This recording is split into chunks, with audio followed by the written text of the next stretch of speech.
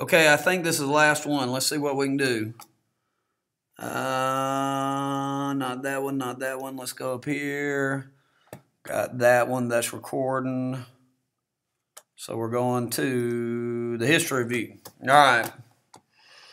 If we finish it up, it'd be a miracle. Okay, but it's at Civil War causes.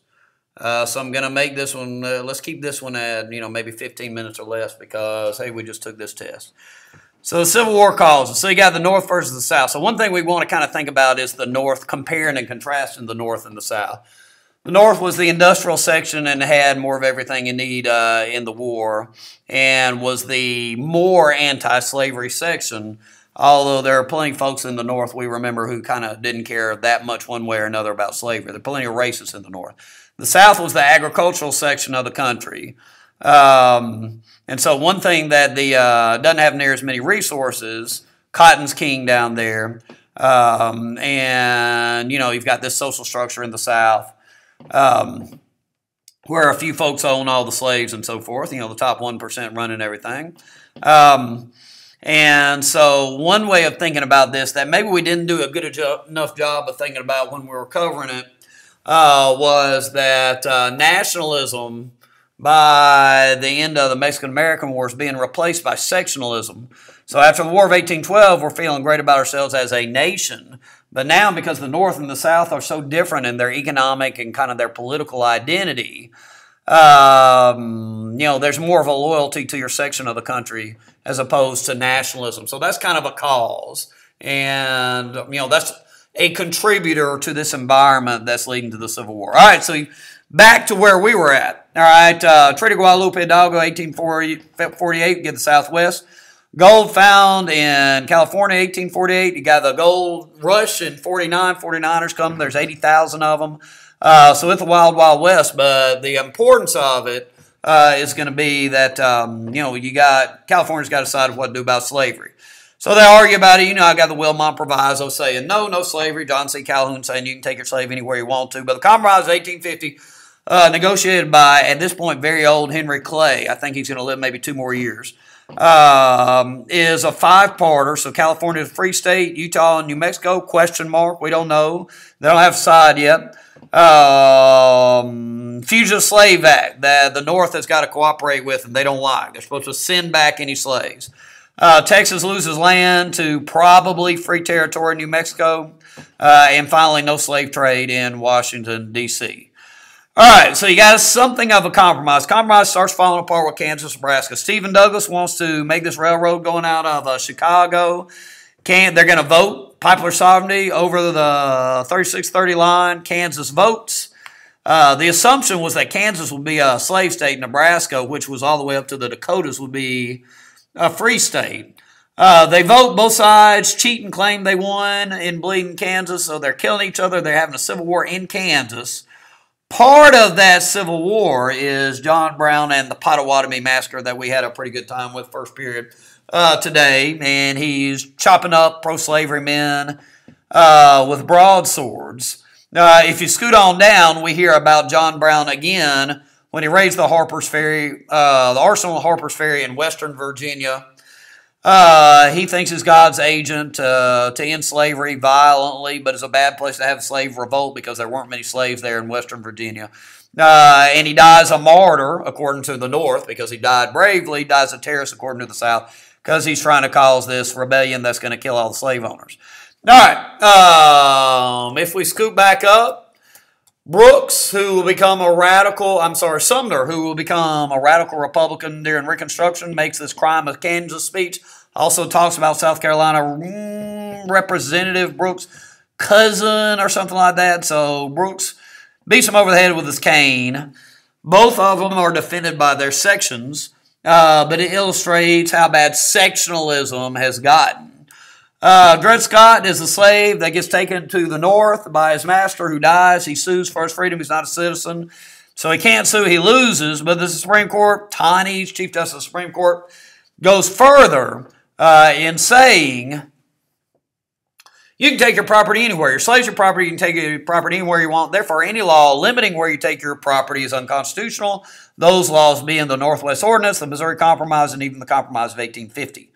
All right, so Lincoln and the Lincoln-Douglas debate starts talking about, there's no, territories can't decide. There's no such thing as popular sovereignty anymore. He's against the spread of slavery. Adderall gets elected. 7 southern states secede. South Carolina, Georgia, Florida, everybody west of Georgia all the way to Texas. Then you have Fort Sumter, and then the upper South states secede. Those being Tennessee, Arkansas, Kentucky, and Maryland. That's not right. Tennessee, no, that's not right. My fault. All right, Kentucky and Missouri are, dang it. All right, so we're going the 4 states that secede. So that's Tennessee, Arkansas, North Carolina, Virginia. Those are the upper South states. Okay, I'm sorry. And then, the border states are the key to him, to Lincoln during the war. The border states being Kentucky, Missouri, Delaware, Maryland. All right, so we got it right. So you got the first 7, the Deep South, the upper South states, and then the 4 border states that never quite secede. All right, Civil War battles. Fort Sumter, the first shot. Somebody gets killed, at least during the actual fighting. The battles of Bull Run, both won by the South. This is kind of the first quarter of the war. Jackson's the hero. Stonewall Jackson gets his nickname from the first battle of Bull Run. McClellan is the Union general who's good at training, but he's overly cautious. We remember that. Robert E. Lee wins battle after battle after battle in the East, but then he messes up a couple of times at Antietam and Gettysburg, and both of those located in the North and East North Territory to get British help. Antietam, he drops the plans, and so he loses. Lincoln issues Emancipation Proclamation out of that. After that, he wins a couple more battles, Fredericksburg, Chancellorsville, but then Gettysburg up there in the North again, 3-day battle, Pickett's charge at the end of it. Loses big because of Pickett's charge, and so there's never a chance that he's getting any northern territory, so he's not going to get the British help as a result of the Battle of Gettysburg. Of course, the Gettysburg Address is, the meaning of the war. The audience is the families of the soldiers, and it's about 6 months later at the dedication of the battlefield. Vicksburg's over there in the west. Grant's winning the west. Fort Henry, Fort Donelson, Shiloh. Grant leads the 3-day siege of Vicksburg. Vicksburg surrenders, and it's on the Mississippi River. Now you got the South cut in half. You can't get Texas Longhorn beef to the soldiers in the East. All right, here comes Sherman.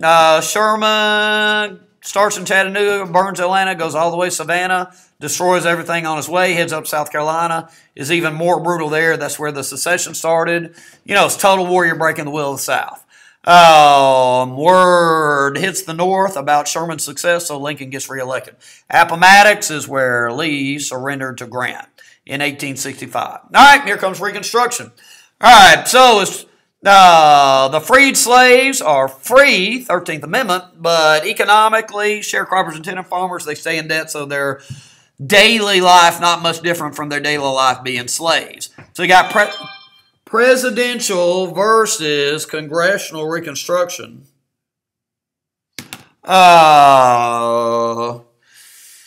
Okay.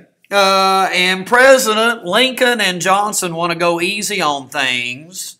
Congress are the more radicals, and they want more civil rights, which means you got to be tougher about it. Okay. The Black Codes. All right, so when Lincoln gets assassinated by Booth. Johnson's president. He's going to, while Congress is out of session, he's going to bring back the southern states with the other old Confederate leaders and the Black Codes, which are very similar to the slave codes. Radical Republicans not putting up with that. So it all comes down to who's going to win the midterm elections, 1866. Johnson's a lousy politician, so the radicals win, so they have a 2/3 veto-proof majority. They keep passing civil rights laws and overriding Johnson's vetoes every step of the way. Now, one of those laws is the Tenure of Office Act, which he vetoes. They override the veto. He breaks it, so they impeach him. To impeach means to charge with a crime, so he gets impeached in the House. The Senate comes within a vote of convicting him, but they don't, so he doesn't have to step down. All right, 13th, 14th, 15th Amendments. 13th Amendment, the presidents were in favor of. Yeah, there's no slavery. 14th, 15th are more radical amendments that the radicals are pushing when they're controlling Reconstruction, congressional Reconstruction. Military Reconstruction Acts, one of those laws Johnson vetoes, gets overridden in 1867, divides the South into 5 military districts. South can't become states again until they ratify the 14th Amendment and give African Americans the right to vote, which eventually becomes the 15th Amendment.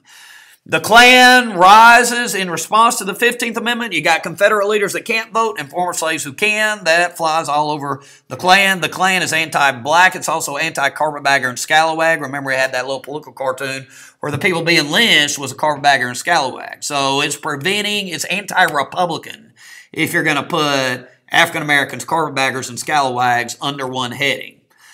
All right, remember what happens with Reconstruction. So kind of stage 3 of Reconstruction is that the South resents it, the North is tired, the economy goes bad, the Panic of 1873, speculation in railroads and farms and businesses, and everybody always turns against the party in power when the economy's bad. So then the election of 1876, Tilden, the Democrats, gets the most votes. You got 3 disputed states. If even one of them goes in favor of Tilden, he's the president. But 4 months pass, they make this deal. Compromise 1877, you get one more Republican president, Hayes, but you're going to end Reconstruction. Compromise of 1877, you got to get the troops out. The end of Reconstruction. All right, so then we did a chapter of the Gilded Age. So Grant's got the corruption going. He's not personally corrupt, but you got all this stuff going on. What all we got going? We got the whiskey ring, people working for him in the Treasury Department, stealing tax money. You got Fisk and Gould trying to corner the gold market. You got Credit Mobilier overcharging the government to build Transcontinental Railroad. All that's national stuff. On the local level, you got Boss Tweed rigging all the elections. His politicians are giving construction contracts to companies that are overcharging the local government of New York to build Central Park and, building, Brooklyn Bridge, big buildings in New York City. And kickbacks are going to Boss Tweed. Thomas Nast draws the Nasty Picture album where he's got a money bag egg, Tilden, who doesn't quite become president, prosecuted him, he died in jail. All right, we looked a little bit about presidents. Garfield's the woulda, shoulda, coulda been a great president had he not been killed over the spoil system. Gitto's the guy who killed him. He wanted the job. He didn't get it, so he shot him. Dr. Bliss didn't listen to Joseph Lister that washing your hands is a good thing before you stick your finger in the bullet hole. And Alexander Graham Bell tried in vain to save poor old Garfield with his metal detector. But Garfield dies on September 19th. That's my birthday, September 19th, 1881. And so Arthur becomes president. Shortly thereafter, gets Congress passed a Pendleton Act saying, hey, if you want a government job, you got to take a test. The end of the spoil system, by and large, being replaced with the merit system. It's not who you know, it's what you know.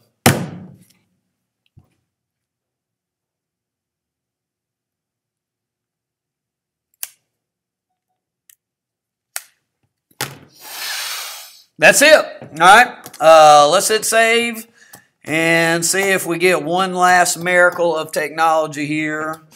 Let's see what we got to do.